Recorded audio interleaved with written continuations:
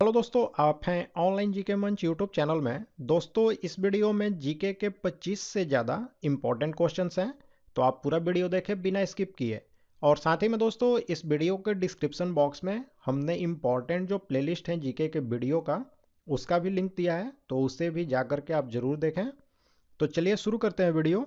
पहला सवाल है, निम्न में से कौन सा राज्य सबसे अधिक प्रतिनिधि लोकसभा में भेजता है? तो बारी बारी से ऑप्शंस देखते हैं। तो पश्चिम बंगाल जो है, इससे 42 लोकसभा के सदस्यों को चुना जाता है। महाराष्ट्र से 48 सदस्यों को चुना जाता है, यानी 48 सदस्यों को। और बिहार से 40 सदस्यों को।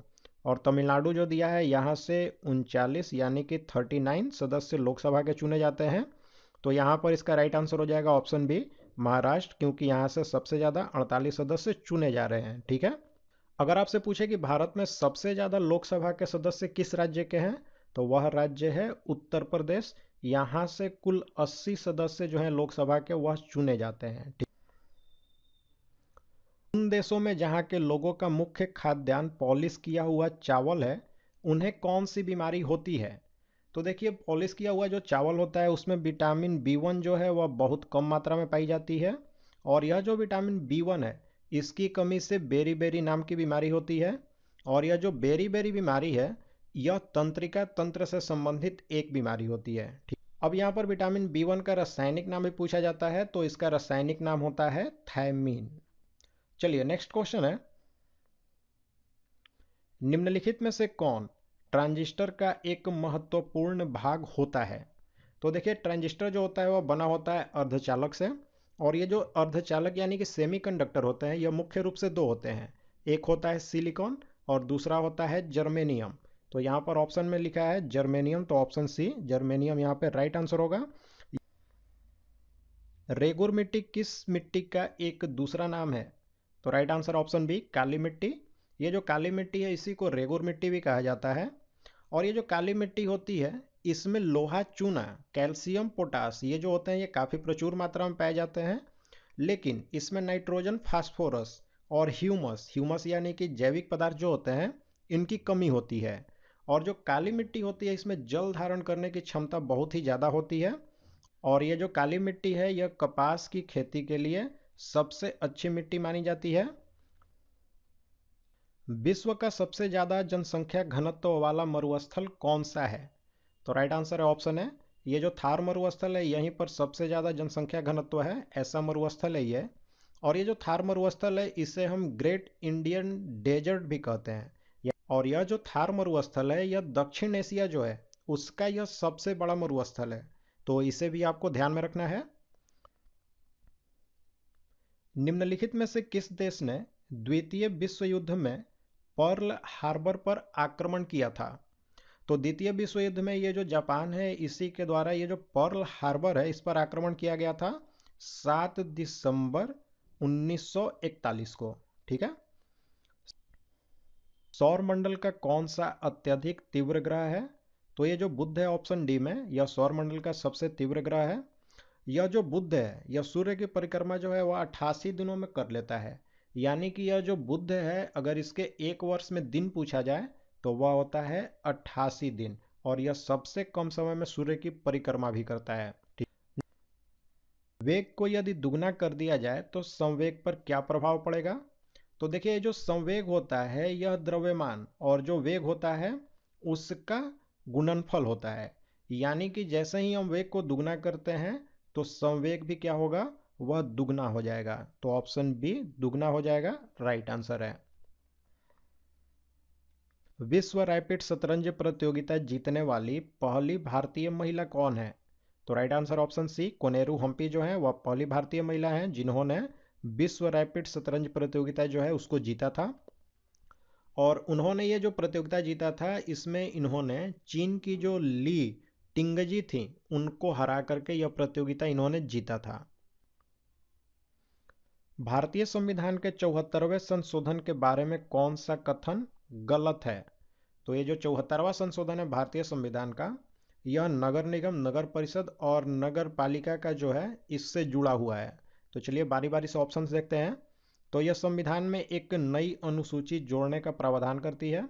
तो 74वें संशोधन के द्वारा संविधान में 12वीं अनुसूची जो है उसको जोड़ी गई थी, तो यह सही है। दूसरा है, यह नगर पालिकाओं की कार्य प्रणाली की पुनर्संरचना करता है। तो अभी मैंने आपको बताया कि ये जो 74वां संशोधन है यह नगर निगम, नगर परिषद और नगर पालिका इनका प्रावधान करता है, तो इसका मतलब यह भी सही है। तीसरा है कि यह नगर पालिकाओं में महिलाओं के आरक्षण का उपबंध करता है। तो ये जो 74वां संविधान संशोधन है इसके द्वारा नगर निगम, नगर परिषद और नगर पालिका इनमें महिलाओं के लिए 35% सीट जो है उनको आरक्षित किया गया है, तो ये ऑप्शन सी भी सही है। और साथ ही में चौथा ऑप्शन आपका दे रहा है कि यह केवल कुछ निर्दिष्ट राज्यों में ही प्रयोज्य है, तो ये जो है ये गलत है, यह भारत के सभी राज्यों में लागू होता है। निम्नलिखित में से कौन सा तत्व पौधों में सूक्ष्म पोषक नहीं है? तो देखिए, पौधों में जो सूक्ष्म पोषक नहीं है वह है मैग्नीशियम, तो ऑप्शन डी राइट आंसर है। हीमोग्लोबिन के संबंध में निम्न में से कौन सा कथन सही नहीं है? तो बारी बारी से ऑप्शंस देखते हैं। तो ऑप्शन ए में लिखा है कि यह लाल रंग का होता है, तो हीमोग्लोबिन जो है वह लाल रंग का होता है और इसी के कारण खून जो है वह भी लाल रंग का होता है।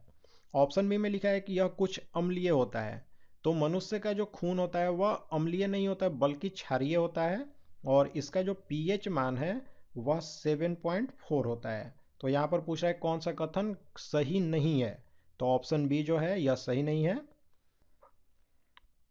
किस दो शासकों के बीच 1540 में कन्नौज के पास युद्ध हुआ था? तो राइट आंसर है ऑप्शन सी, शेरशाह और हुमायूं जो है इन्हीं के बीच में 17 मई 1540 को कन्नौज जो है उसका युद्ध हुआ था। इसे कन्नौज का भी युद्ध कहते हैं और इसी को बिलग्राम का भी युद्ध कहते हैं। यह जो युद्ध हुआ था कन्नौज का, इसमें हुमायूं जो है वह शेरशाह के द्वारा हार गया था। ठीक है। भारत का प्रथम उर्वरक संयंत्र कहाँ लगा था? तो भारत का जो पहला उर्वरक संयंत्र है वह 1951 में स्थापित हुआ था और यह हुआ था बिहार में, और बिहार का जो सिंदरी नाम का जगह है यहीं पर यह लगा था। ठीक है। और भारत का जो दूसरा उर्वरक संयंत्र है वह लगा था पंजाब के नांगल में, तो इन दोनों को आपको याद रखना है। न्यूरॉन किसकी इकाई है? तो ये जो न्यूरॉन है वह तंत्रिका ऊतक की जो कोशिका होती है उसी को कहते हैं, तो इसका राइट आंसर होगा ऑप्शन बी, तंत्रिका ऊतक। प्रायद्वीप भूमि का एक फैलाव होता है जो लगभग पूरी तरह से घिरा होता है। तो ये जो प्रायद्वीप होता है यह तीन तरफ से जल से घिरा होता है और एक तरफ से जमीन से लगता है। तो यहाँ पर पूछ रहा है कि जो लगभग पूरी तरह से घिरा होता है, तो यह घिरा होता है जल से, जो कि ऑप्शन में नहीं दिया है, तो इसका राइट आंसर हो जाएगा ऑप्शन डी, उपर्युक्त में से कोई नहीं। एशिया महाद्वीप का सबसे बड़ा द्वीप कौन सा है? तो एशिया का जो सबसे बड़ा द्वीप है उसका नाम है बोर्नियो, और इसके बाद जो दूसरे नंबर पर आता है वह है सुमात्रा। भारतीय जनसंघ की स्थापना किसने की थी? तो भारतीय जनसंघ जो है इसकी स्थापना की गई थी श्यामा प्रसाद मुखर्जी के द्वारा, और इन्होंने 1951 में इसकी स्थापना की थी। और ये जो श्यामा प्रसाद मुखर्जी हैं, यह भारतीय जनसंघ की जब स्थापना हुई थी उसके पहले यह हिंदू महासभा से भी जुड़े थे। ठीक है। और यह हिंदू महासभा के अध्यक्ष भी रहे थे 1940 से 1944 तक। ठीक है। एक गेंद को क्षैतिज से किस कोण पर फेंके कि वह अधिकतम क्षैतिज दूरी तय करे? तो गेंद जो है अगर उसको हम 45 डिग्री के एंगल से फेंकते हैं क्षैतिज पर, तो वह सबसे ज्यादा दूरी तय करती है। भारत का 22वां राज्य निम्न में से कौन सा है? तो भारत का जो 22वां राज्य है वह है सिक्किम। यह जो सिक्किम है इससे पूर्ण राज्य का दर्जा मिला था जो 36वां संविधान संशोधन हुआ था उसके द्वारा 1975 ईस्वी में, और यह जो सिक्किम है यह भारत का 22वां राज्य है। किसी तत्व के आइसोटोप में क्या समानता होती है? तो कोई भी तत्व जो होता है अगर उसके आइसोटोप्स हैं तो उनकी परमाणु संख्या जो है वह समान होती है, लेकिन उनके जो परमाणु भार हैं वह आपस में इक्वल नहीं होते हैं। कौन सा बैंक इंपीरियल बैंक के नाम से जाना जाता था? तो राइट आंसर है option C, State Bank of India. ये जो इंपीरियल बैंक है इसे 1 जुलाई 1955 में इसका राष्ट्रीयकरण किया गया और उसके बाद इसका नाम बदल करके state Bank of India short में एसबीआई, ठीक है, यह रखा गया। नाइट्रोजन यौगिकीकरण के लिए कौन सी फसल सहायक है? तो नाइट्रोजन का जो यौगिकीकरण होता है यह बीन्स और दाल इनकी फसल के द्वारा की जाती है। तो यहाँ पर ऑप्शन में बीन्स दिया है तो वही इसका राइट आंसर होगा।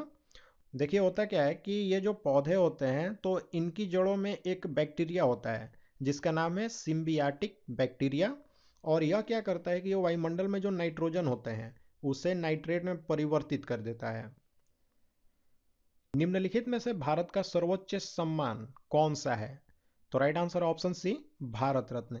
यह जो भारत रत्न है यह भारत का सबसे बड़ा नागरिक सम्मान है और इसकी शुरुआत कब हुई थी? तो 2 जनवरी 1954 को, और इसकी शुरुआत की गई थी उस समय के जो राष्ट्रपति थे डॉक्टर राजेंद्र प्रसाद उनके द्वारा। विश्व खाद्य पुरस्कार पाने वाले पहले भारतीय कौन थे? तो विश्व खाद्य पुरस्कार पाने वाले जो पहले भारतीय थे उनका नाम था डॉक्टर एम एस स्वामीनाथन, और यह जो डॉक्टर एम एस स्वामीनाथन है इन्हीं को भारत में जो हरित क्रांति हुई थी उसका भी जनक कहा जाता है। तो इस ये क्वेश्चन भी काफ़ी इंपॉर्टेंट है कि हरित क्रांति का जनक कौन है, तो वह है डॉक्टर एम एस स्वामीनाथन। सीसा किसका मिश्रण है? तो ये जो सीसा है वह रेत और लवण का मिश्रण होता है।